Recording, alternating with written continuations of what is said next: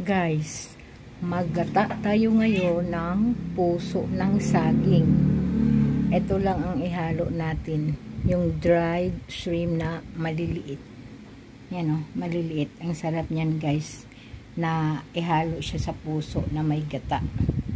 Ayan. Yung ating puso, ging pigaan ko na siya ng asin para mawala yung upload niya. Yung pakla niya. Ayan.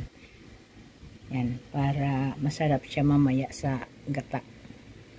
Tara, simulan na natin. Hi! Sandi pa ako magsimula sa aking pagluluto, mag-shoutout muna ako kay Hindri Abet Mix Vlog and Simple Pinay, Pinas, USA. Shoutout sa inyong dalawa. God bless you. And God bless na rin sa lahat ng aking mga subscribers and viewers.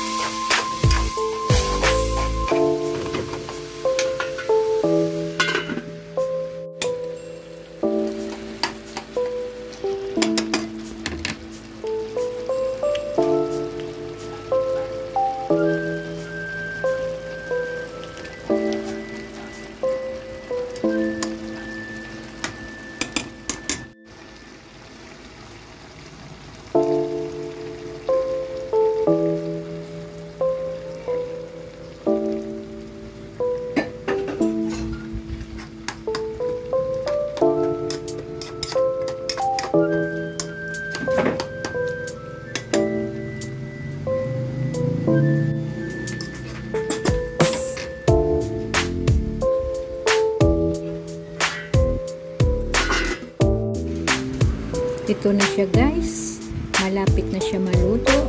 Lagyan ko siya ng paminta or black pepper and saka kaunting bitsin para sa panglasa niya ay magiging masarap.